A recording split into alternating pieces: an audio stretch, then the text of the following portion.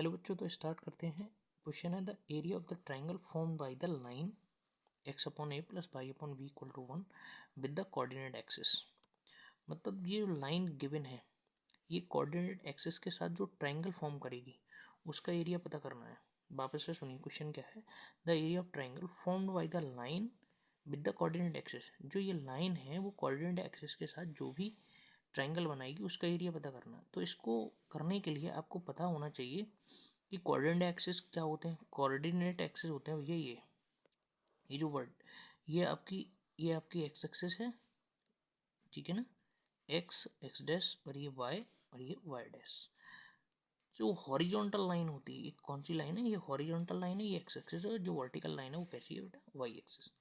तो मैं आपसे ये कहूँ इस लाइन को इस पे कैसे प्लॉट किया जाएगा, तो इसको इस पे प्लॉट करने के लिए इसके पॉइंट निकालना जरूरी है।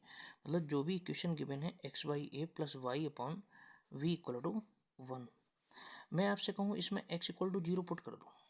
इसके पॉइंट निकालने के लिए इसमें x इक्वल टू 0 पुट कर दो। तो पुट मैं करूँ यहाँ पे x इक्वल टू 0, तो x इक्वल टू 0 जब पुट करोगे तो ये 0 बाई ए आएगा, 0 by A plus Y upon we equal to 1, ये तो 0 हो जाएगा, इससे कोई मतलब नहीं। तो y upon we equal to क्या आ गया 1, वाई द क्रॉस मल्टीप्लिकेशन से क्या आएगा y इक्वल टू वी आ जाएगा, ठीक है ना।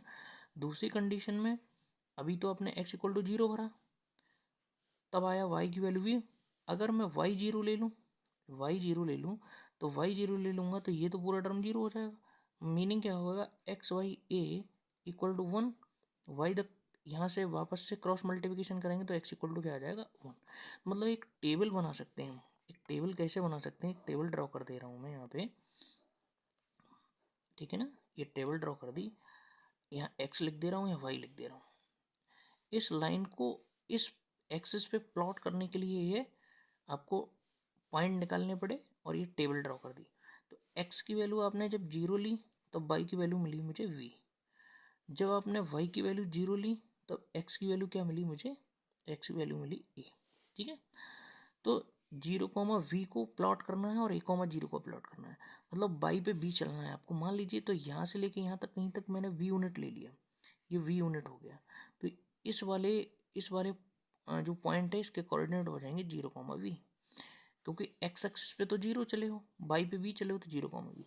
अब x पे a चले तो मान लीजिए यहाँ से लेके यहाँ तक मेरा a यूनिट हो गया, तो इसके कोऑर्डिनेट हो गए यहाँ पे x पे a, y पे 0, तो ये a, 0। तो मतलब इस लाइन को आप कैसे ड्रॉ कर सकते हैं, इस लाइन को ड्रॉ करने के लिए ये वाली लाइन ऐसे लाइन खींच दी जाएगी। तो ये वाली जो लाइन है वो क्या है, वो line x y a plus Y upon we equal to 1 ही है, ठीक है ना। तो ये आपको पता लग गया। अब ये लाइन और ये कोऑर्डिनेट एक्सिस, ये वाला एक्स एक्सिस और ये वाई एक्सिस, जो भी ट्राइंगल फॉर्म कर रहा है, इस वाले ट्राइंगल का एरिया पता करना है। तो इस वाले ट्राइंगल का एरिया, अब ये वाला जो एक्सिस दोनों एक दूसरे को कट कर रहे हैं, एक्स एक्सिस और वाई एक्सिस, ये तो हो जाएगा बेटा 0, तो यहाँ से यहाँ तक आप ए चले, यहाँ से यहाँ तक वी चले, और ये आपको दिख रहा है कि ये परपेंडिकुलर डिस्टेंस हो गई, ये बेस हो गया। आपको पता लग गया कि राइट एंगल ट्राइंगल है। क्यों राइट एंगल ट्राइंगल है, क्योंकि ये दोनों एक्सिस जो हैं, एक्स एक्सिस और वाई एक्सिस, ये 90 डिग्री पे इंटरसेक्ट कर रहे हैं आपस में, तो ये राइट एंगल ट्राइंगल है। ये 90 के जस्ट सामने वाला हाइपोटेन्यूज हो गया, आपको पता लग गया ये राइट एंगल ट्राइंगल। तो एरिया ऑफ ट्राइंगल क्या हो जाएगा, एरिया ऑफ ट्राइंगल आ जाएगा 1/2 base into height, 1/2 base into height. 1/2 base क्या है, बेस है यहाँ से यहाँ तक, मतलब एक्स एक्सिस पे जो डिस्टेंस ली है, एक्स एक्सिस पे क्या चला है आपने, ए चला है, इंटू वाई एक्सिस मतलब हाइट परपेंडिकुलर डिस्टेंस ये वी, तो दैट मीन्स क्या आया, AB/2 स्क्वायर यूनिट, ठीक है ना, AB/2 स्क्वायर यूनिट।